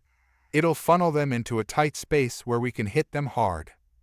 "What if they don't take the bait?" Terk asked, furrowing his brow. "We'll need to make it irresistible," I replied. "We'll set up noise generators and lights to mimic the sounds of their prey. The goal is to attract them to the ravine where we'll set up explosives to catch them off guard." A murmur of agreement rippled through the group. The plan was risky, but the alternative was to sit idle and let the Alphas smash through our defenses. "Marcus, you'll oversee the explosives. Make sure they're strategically placed to maximize impact," I instructed. "Got it. I'll make sure we have a clear escape route in case things go south," he replied, determination etched on his face. "Everyone else, gather supplies and weapons. We'll need everything we can muster for this," I said. "Once we're ready, we'll move out." The soldiers dispersed, urgency fueling their movements. I took a moment to breathe deeply, calming my racing heart. This was our moment to reclaim control, but I couldn't shake the feeling of dread creeping at the edges of my mind. What if the plan didn't work? Shaking off the doubt, I joined Marcus as he began organizing the explosives. "Do you think we can really pull this off?" I asked, watching him methodically prepare the charges. "I believe we can," he replied, glancing at me. "We just have to stay sharp and trust each other. We've fought too hard to give up now." His words filled me with resolve. I nodded, confidence returning. Together, we'd faced overwhelming odds before. This time would be no different. Once everyone was ready, we set out toward the ravine, the night sky stretching endlessly above us. The stars twinkled like distant beacons of hope, but the darkness of the forest around us was palpable. "Stay alert," I warned, glancing over my shoulder. The Alphas could be anywhere. As we approached the ravine, we split into two groups. One would set up the noise generators and lights, while the other positioned the explosives. I led the team to the ravine's edge, peering down into the shadowy depths. "This is it. We're counting on you all to make this work." With a few nods of determination, we set to work. I placed the noise generators along the perimeter, adjusting the settings to mimic the sounds of distress that would attract the alphas. "Ready?" I asked, glancing around.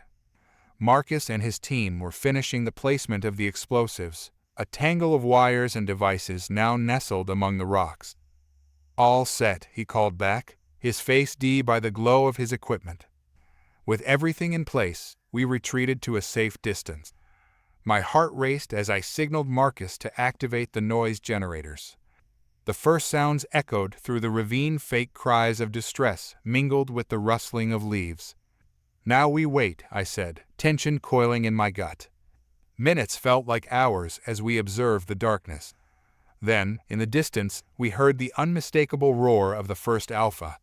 The sound sent shivers down my spine, but I remained rooted, focusing on the task at hand. Suddenly, a second roar joined it, and we watched as the two alphas charged toward the ravine, their massive forms cutting through the trees like living tanks. "It's working," Terk exclaimed, excitement bubbling over. "Get ready," I shouted, heart pounding as the alphas drew closer. When they reached the gorge, the noise generators blared, pulling them deeper into the trap. The ground shook beneath their feet as they moved, and I felt a surge of adrenaline. "Now," I commanded, signaling Marcus to detonate the explosives. The sound of the blast echoed like thunder, and I held my breath, watching as rocks and debris fell around the alphas. The creatures bellowed in fury, confusion spreading across their faces. "Push forward," I yelled, my voice cutting through the chaos. We charged into the fray, weapons raised, determined to take down the wounded beasts. The first alpha was staggering, disoriented from the explosions, and we capitalized on its weakness.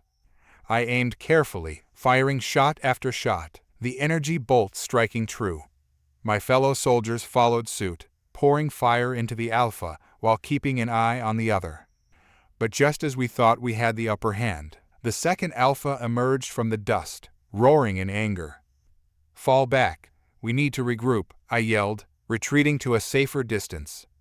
The first alpha was down, but the second was more furious than ever. It charged at us, eyes blazing with rage, and I felt a chill run through me. "Marcus, get to a higher vantage point. We need to take this one out," I shouted. "I'm on it," he replied, sprinting to the side of the ravine. The soldiers fell back, forming a defensive line as we prepared for the final assault. The second alpha reached the edge of the ravine, its massive form looming over us. "Now," I yelled, watching Marcus take aim from his perch. The shot rang out, a brilliant flash the night. The energy bolt struck the alpha squarely in the chest, and it howled in pain. "Keep firing," I commanded, rallying the troops. We poured every ounce of our firepower into the creature, watching as it staggered back, fury mingling with desperation. As it swayed, I seized the moment. "Push forward, we can finish this." With renewed determination, we charged, overwhelming the beast in a hail of energy bolts. Finally, with one last roar, the alpha fell, crashing to the ground with a resounding thud. Silence enveloped us as we stared at the defeated creature. "We did it," Terk said, disbelief mingling with relief in his voice. I took a moment to catch my breath, scanning the surroundings. The danger had passed, but I knew this battle was only the beginning. "Let's regroup and assess our losses," I instructed, glancing at the remaining soldiers. "We've secured this area, but we need to be ready for whatever comes next." We returned to the base, our minds still buzzing from the battle's intensity. The alpha's massive form lay motionless in the ravine, a testament to human ingenuity and our refusal to back down. Despite the victory, there was no time for celebration, there was more to be done. As we approached the command center, I noticed something strange.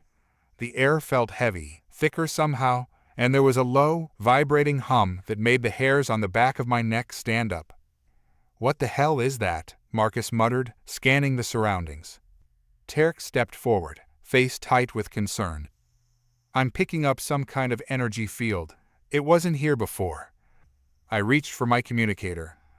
Command, this is Captain Drayton. We're picking up an unusual energy signature near the base. Can you confirm? There was a moment of static before a voice crackled back. Captain, we're detecting it too.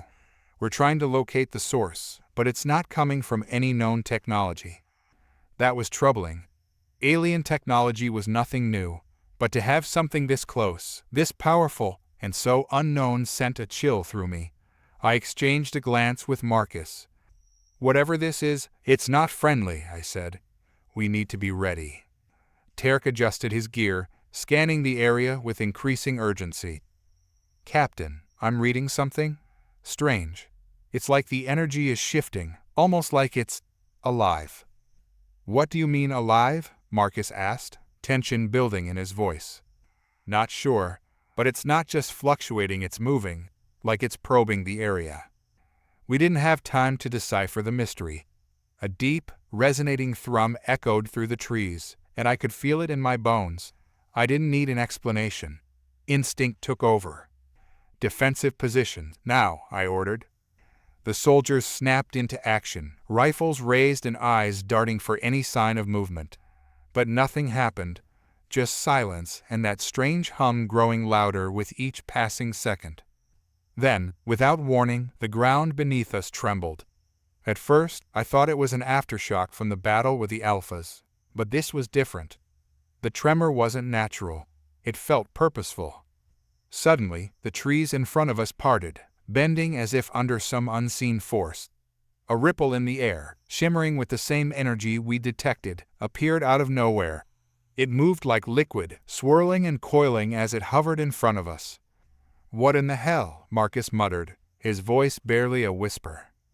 We stared at it, unsure of whether to fire or run. The energy ripple began to expand, and from its center, something emerged, a form, humanoid in shape, but entirely alien in its design. It stood over 8 feet tall, with sleek, obsidian skin that reflected the faint light of the surrounding stars. Its eyes glowed a fierce, electric blue, and its limbs moved with unnatural fluidity. It looked like nothing we'd encountered before. Hold your fire, I ordered, my voice steady but my heart pounding. The creature didn't advance. It stood there, motionless, as if waiting. Is it communicating? Tarek asked, scanning the being for any signs of transmission. I'm picking up some kind of signal, but I can't decode it. Before I could respond, the creature raised one hand, and the hum in the air intensified. The ground trembled again, and I realized it wasn't just standing there, it was testing us. Get ready, I shouted, but I wasn't sure what we were preparing for. Then, in a blur of motion, the creature moved. One moment it was standing still, the next it was darting toward us, impossibly fast. Energy crackled around it, and with a single sweep of its arm, it sent a shock wave that knocked several soldiers to the ground. Open fire, I yelled. The air filled with the sharp report of energy rifles as we unloaded everything we had. But our shots were useless. The energy rippled around the creature, absorbing the blasts before they even touched it. It's shielded, Marcus called out, ducking behind a nearby boulder. We can't break through. I gritted my teeth, adrenaline coursing through me. This thing was toying with us, showing us how outmatched we were. But we had faced impossible odds before, and I wasn't about to let some new alien force intimidate us. Tarek, can you disrupt the energy field? I shouted. He was already working on it, his fingers flying across the controls of his device. I'm trying, but this tech is way beyond anything I've seen. I need more time. Time we didn't have. The creature sent another wave of energy through the ground, this time tearing through the earth and flinging soldiers aside like ragdolls. I scrambled to my feet, my mind racing. We couldn't outgun it. We had to outthink it. Tarek, focus on the frequency. Find a weak spot, I yelled over the chaos. As I spoke, I noticed something in the creature's movements. It wasn't random. It was repeating certain motions, almost like a pattern. My instincts kicked in. This thing wasn't invincible. It was operating on a specific wavelength, a rhythm that could be disrupted. Tarek, it's using a pattern, Look at the intervals between its energy pulses, I called out. Tarek's eyes widened as he glanced at his readings. You're right, I can sync our disruptors to counteract the pattern, but I'll need to get close. Then we'll cover you, I said, turning to the soldiers.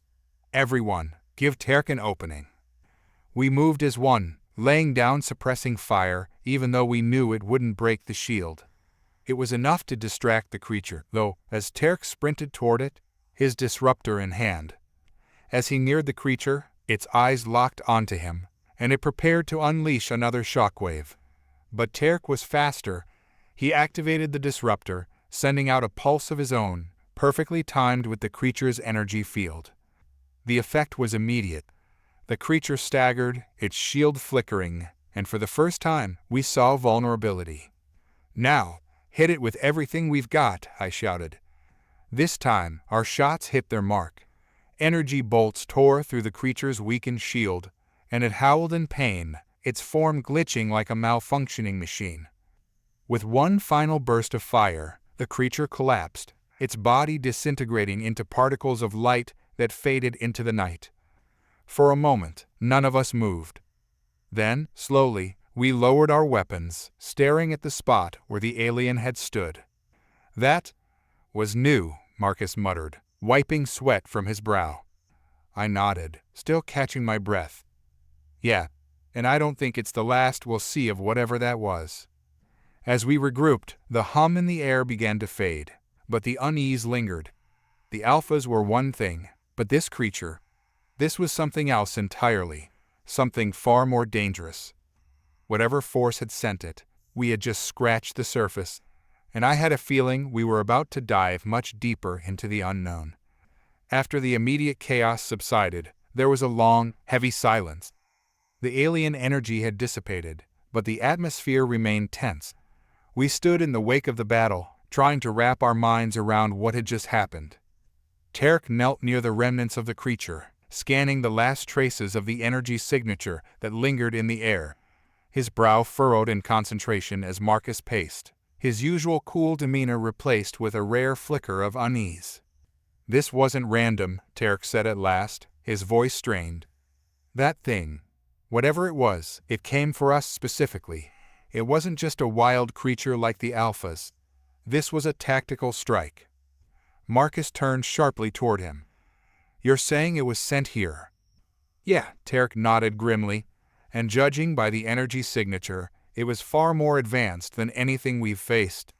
The alphas were just the beginning. This was a weapon, and a sophisticated one at that.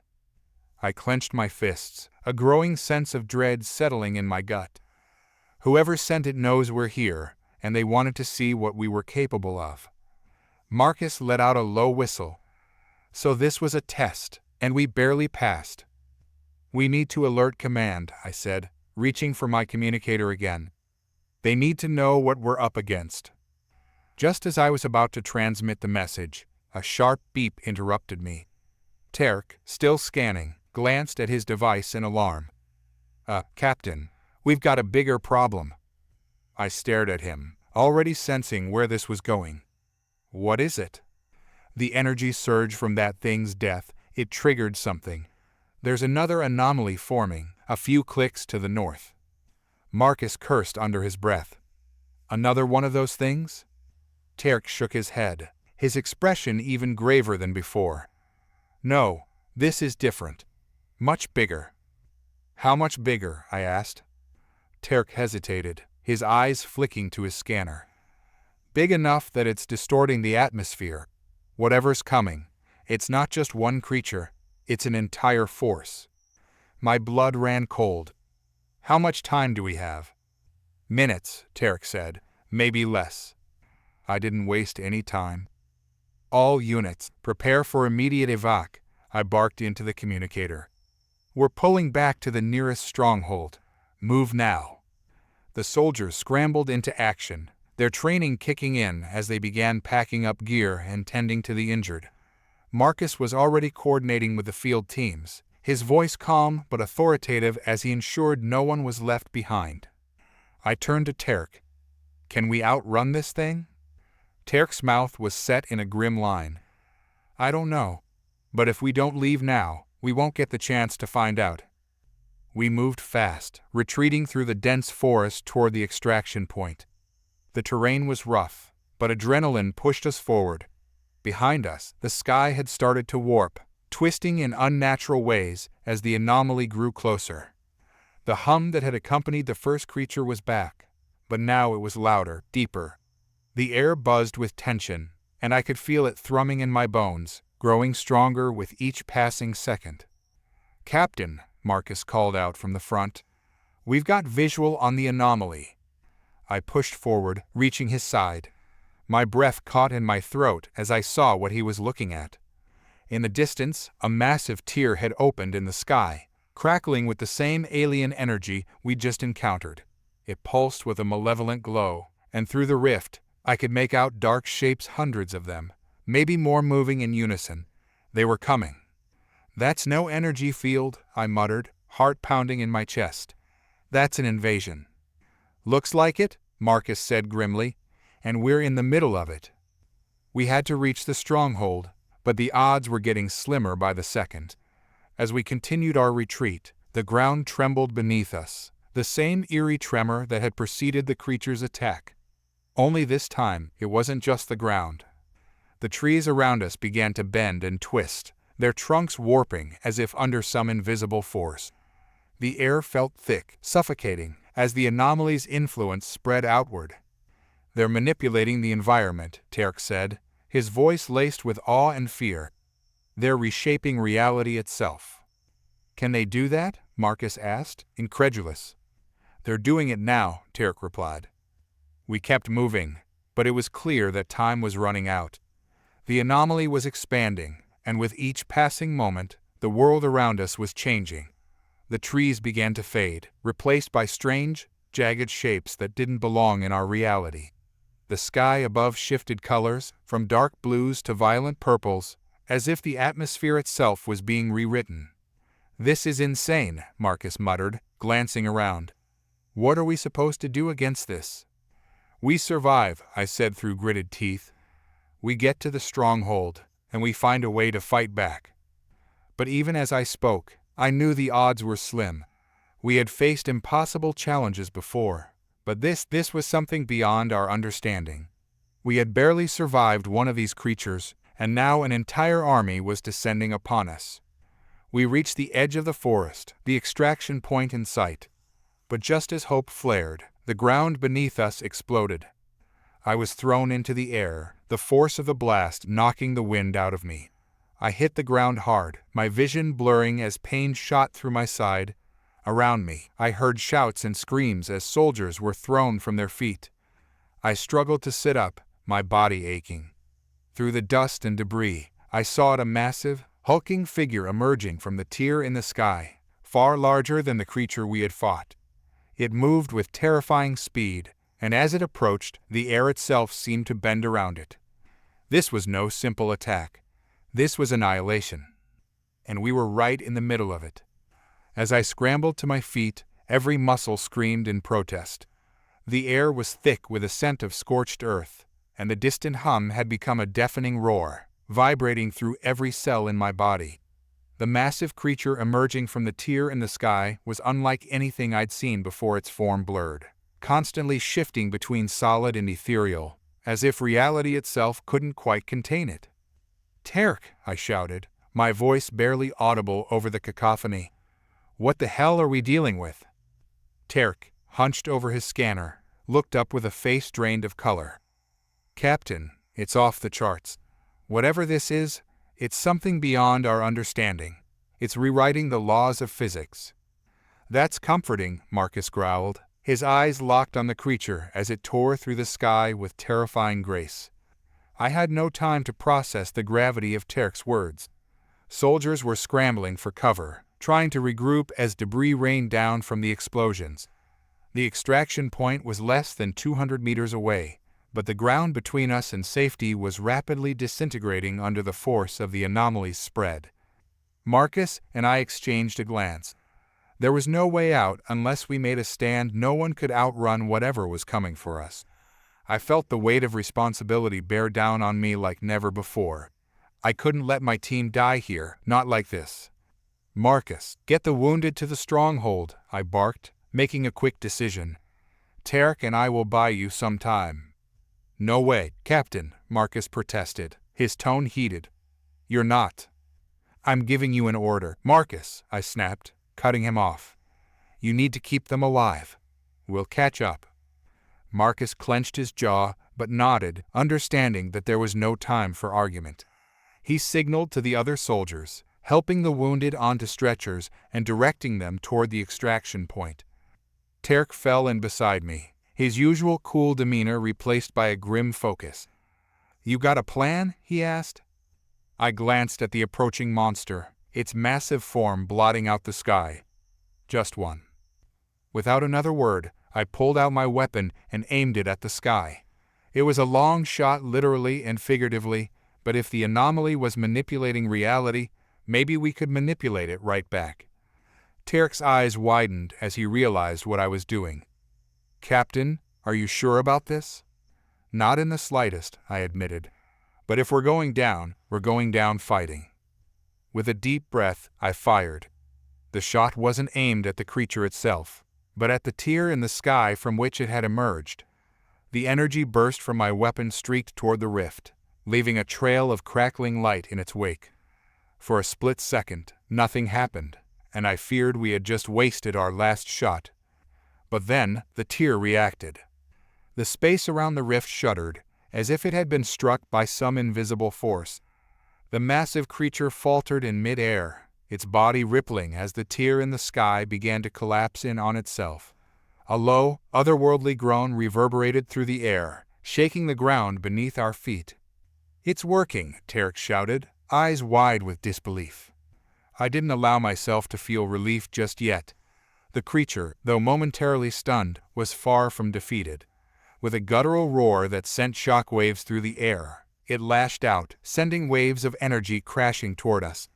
Tarek and I dove to the ground just as the blast tore through the earth where we had been standing. Keep firing, I shouted over the roar of the creature. We need to close that rift. Tarek rolled onto his back and fired his own weapon at the tier. Our shots, though tiny in comparison to the massive anomaly, began to have an effect. The tier continued to shrink, though the creature was still fighting us with everything it had. As I prepared to fire again, a sudden flash of movement caught my eye. Out of the corner of my vision, I saw something streaking toward the anomaly, something fast and sharp. It cut through the air with deadly precision, and before I could fully register what it was, it slammed into the creature with a thunderous crack. The creature let out an ear-splitting howl as the projectile embedded itself into its side. For a brief moment, the entire sky seemed to ripple, as if reality itself had been struck. What the? I muttered, squinting up at the source of the attack. Tarek's voice was filled with astonishment. Captain, look. I followed his gaze, and my heart nearly stopped. Through the swirling chaos of the battlefield, a new figure had appeared, towering, regal, and unmistakably alien. Its armor gleamed with an unnatural light, and in its hand it wielded a massive spear-like weapon, still crackling with the energy of its attack. The creature, still reeling from the impact, turned its attention to this new arrival, and for the first time since the battle had begun, I saw hesitation in its movements. The new figure didn't wait for the creature to recover. With a swift, fluid motion, it launched itself at the beast, striking again with impossible speed and force. The creature roared in fury, lashing out with its tendrils, but the newcomer dodged each attack with an almost effortless grace. Tarek, I breathed, eyes wide. Who is that? I don't know, Tarek stammered, but they just saved our lives. As the mysterious figure battled the creature, the tier in the sky continued to shrink.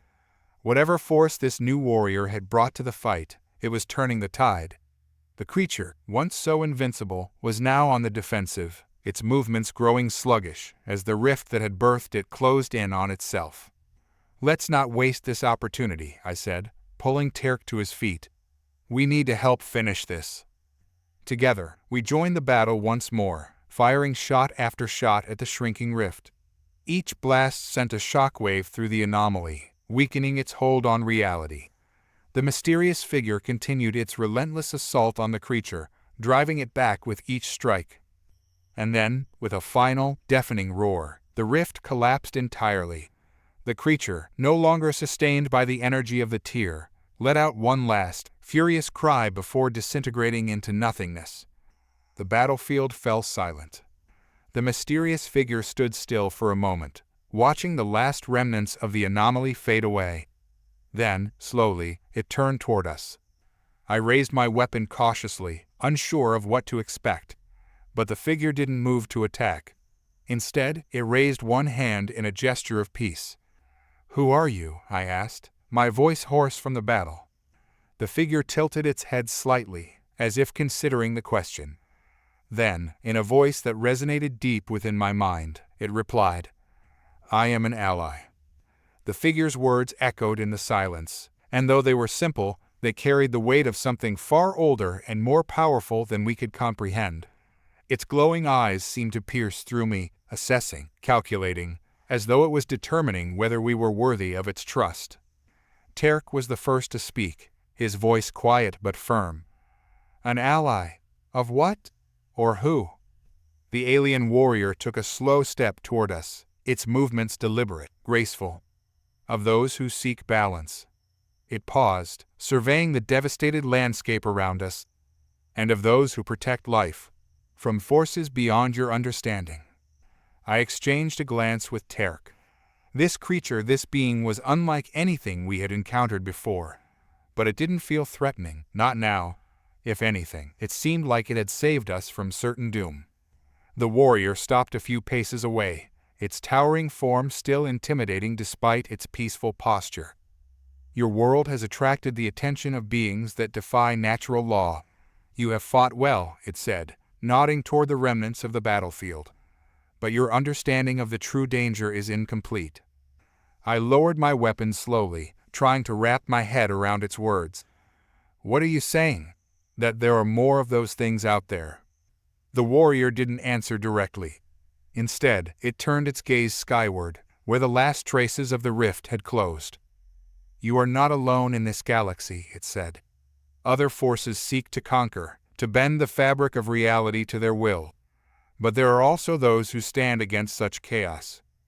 Terk, still scanning the readings on his device, muttered under his breath, "This is insane. We're way out of our depth here." The warrior's eyes flicked toward him, and it took a step closer. "Perhaps. But humanity has always thrived when facing the impossible." I couldn't help but smirk at that. "You've been watching us, haven't you?" The warrior inclined its head, a small, almost imperceptible gesture. "For longer than you know." For a moment, none of us spoke. The weight of the alien's words hung in the air, heavy with implications we weren't ready to unpack. But one thing was clear: this wasn't the end of our fight. If anything, it was only the beginning. "Why help us?" I asked finally, narrowing my eyes in suspicion. "What do you gain from this?" The alien's gaze softened, if such a thing was even possible for a being so otherworldly. "Your kind has shown great potential, and in the times to come, you will need allies. My people cannot fight this battle alone." "Your people?" Terk's eyebrows shot up. "You're not the only one?" The warrior nodded. "There are more of us, but we are few, scattered across the stars, and the enemies we face are many." As the warrior spoke, I could feel the gravity of its mission settling into place. We weren't just dealing with a rogue anomaly, or even a galactic invasion. This was something much larger, a war that stretched across dimensions, beyond the scope of human comprehension. "Then what now?" I asked, stepping forward.